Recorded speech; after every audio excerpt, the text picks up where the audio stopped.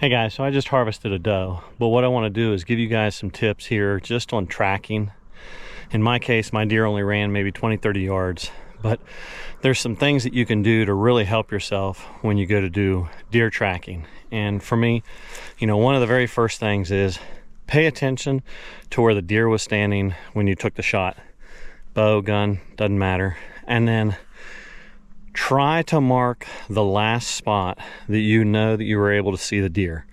Again, what that could do is just make your blood tracking so much easier, that maybe you're able to cut down 50 yards, 100 yards of trying to locate blood. But if you're able to sit there and say, okay, it went past this bush or it went just next to that tree, that gets you that much more of a jump start, especially too if you find out that the deer doesn't immediately start bleeding. Then you can try to use that as a benefit to get on the blood, where maybe they started 50 yards down the way, they started really opening up and having good blood. But for me also too, there's a couple things. Mark exactly where it was when you first took the shot. Mark the last spot that you were able to see the deer. The other thing is pay attention, be quiet, listen for the deer to crash. If you hear it stop running, just stop, listen, and see if you hear it crash, start kicking in the leaves, anything like that. The other thing is always give the deer time. For me, I had the benefit of videoing, so I'm able to watch the footage, see if I made a good shot or not, whether I hit back, whether I hit right where I wanted, whatever, and then that lets me know how long I need to wait.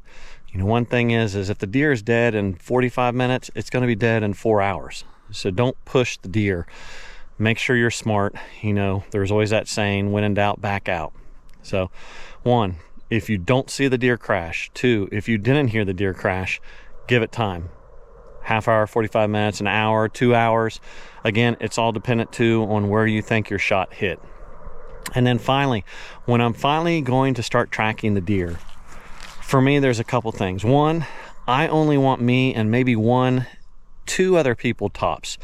The idea on that is I don't want to track up a lot of the area where we're trying to track the deer, whether it's that we're covering up where it's ran and I could go off of the hoof prints to see where it was, or if we're covering up blood because it's very spotty and there's very little bit. I want to minimize the number of people. And then there's a process about the tracking that I follow. With me, I use toilet paper, and what I do is pretty much every time I come up on blood, if it's spotty, I'm marking it. And I'll show you here. You can use it to almost be like breadcrumbs that you can see I'm able to follow as I'm marking and see the actual direction and path that the deer traveled and see exactly where the deer went. And takes me right back, right? So toilet paper, it'll dissolve, break down, not a big deal to have it out there, and most of us have some with us when we're out there hunting. But as I'm going along, what I'll do is I'll have a lead person, and it might be Hot Frog, but I'll have a lead person. The last person stands where there's last blood. The next person slowly tries to find next blood while staying what they believe is off the trail. That is key. Walk to the side, do not walk on where you think the deer is. And that's a key too with your shot. I always like to know with the person, okay, was it a pass through? Where was the entering side? Do you think you had an exit hole? Because when the deer is traveling, that lets me favor one side or the other when I'm looking, going down a trail. If they're like, yeah, that deer's going down this trail, and I say, okay, did you hit it on the right side or the left side? Do you think you got a pass through? Did you get an exit or not? So if they hit it on the left side, but they don't think they got an exit, maybe they hit the opposite shoulder, I'm going to favor looking down the left side of the trail for blood. Whether it's spraying out, whether it's dripping, whatever, that's the side I'm going to favor. Now that might mean I might stand on the other side as I'm tracking, but I'm going to be watching hard on this left side and everything down. If it's a pass through, I'm looking at both. I'm also looking, if we run through brush, I'm flipping the brush up and I'm looking on the back side of leaves, sticks, twigs. As they go along through the brush, I'm looking to see if there's any spray or carryover onto the logs or trees as we're going by. And then, as I said, I'm leapfrogging. So I come up, I find my next patch of blood, I put toilet paper down, and I might sit here and say, okay, I'm on blood. You go ahead and come up. Let the next person go ahead and start tracking, or I have them stand where I am and then I go up and I keep trying to find next blood. Okay, I've got next blood, and mark it. And I just do that whole leapfrog the entire time till I get on a deer. Now, if I lose blood, again, mark last blood, and from there, you might just try to use that toilet paper, as you can see, as, okay, what is the most likely path of travel? You know, if there's a trail and it's going here and right up that hill, but I lost blood right there at the ditch, then there's a good chance that they're still going that way. Or if I think they went and turned and went downhill, anyways, the person stays at last blood, I stay off to the side of where I think it's most likely, and then I explore. Again, not getting too far away, but I look for the most likely path of travel. I might also be following hoof prints where it looks like it's been torn up, and that lets me know, okay, yeah, that's my deer. Maybe look at the stride and I'm comparing it, or I've been able to identify what its tracks look like and say, yep, this is it. It's going up this way or down that way. Those are all things to, again, try to give you a higher chance or odds of recovering your deer.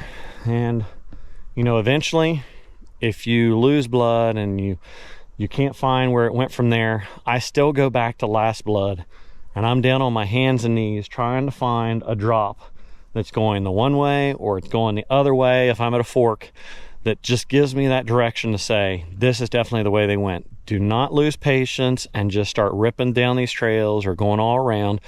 That blood is probably there. It's just hard to find. Otherwise, when you get done with that and you still just can't find last blood, and I ran into that with a buddy there this year, then start doing circles and just start, you know, walking with each other, grid searching, body searching.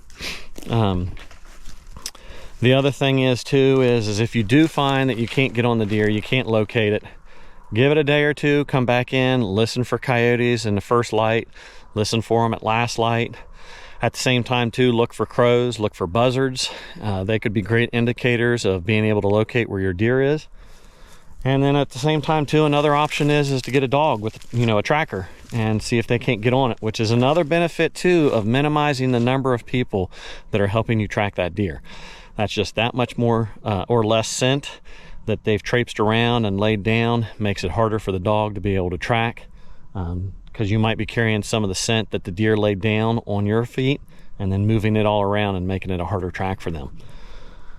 And the big key thing too is look, you know, I mentioned it earlier, when in doubt, back out. But look, if you do think that that deer is not mortally wounded, or let me rephrase, or that it's not a great shot, it's a liver shot, it's a gut shot, something like that, don't push the deer. Just be conservative, go ahead and back out, give it overnight, give it until evening. If it's a morning shot, give it time. I mean, I've made those shots myself. I liver shot a deer. Fortunately, I walked up on him, he stood up, and I was able to see his eyes raise up. All other deer were running away and he wasn't. I just turned my lamp and backed out. I came, gave him the whole night, and most of the next morning, went back down in there, and he was pretty much taking his last breath. And he had, I think, somewhere between 7 to 9 beds on this little area of like a 15-20 yard circle, to where he was just sick the whole night. And yeah, it killed me, and it was a long night as well, but I didn't bump the deer and not recover him. I should have just went ahead and stayed out to begin with. And I've done that with some. Liver shot, knew it, watched him walking away, tail twitching, hunkered up. I'm like, that's either a gut shot or a liver shot. My arrow, it confirmed liver and gut. Backed out next morning, came in right where I watched him walk into a thicket. There he was, dead, and I was able to recover him. And that's another thing. Same thing with me and another buddy recovering his deer. We were tracking it, and it was one of those that I was even able to call it, that we were going through big open timber. We started to go up into a hollow, and I said, look, it's starting to get thick up in here, and if I'm guessing that this deer is going to bed, because he hadn't bedded yet, I said, he's going to bed right up here in this thicket. It's the first big thicket that he's come up on. And sure enough, as we eased up in there, he had just went right up onto a little finger where he could watch his back trail. And he had 2 or 3 beds there because they had let him lay overnight as well. They actually couldn't track him. And I came in the next day and was able to get on the track and was able to find his deer for him. But it had been up on that finger and laid 2 or 3 different times. And when we found him the next morning, he was good and stiff, but never bumped him. And we were able to recover him. So guys, these are just a few tips to help you try to track and make sure you're able to capture your trophy, recover it, make sure you can salvage the meat.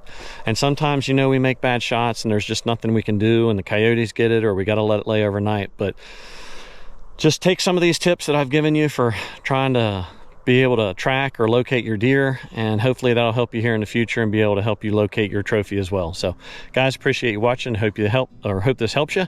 And if you would, subscribe, like the video, ring that bell. I'll be bringing you more content. And as always, thanks for watching. We'll see you on the next video.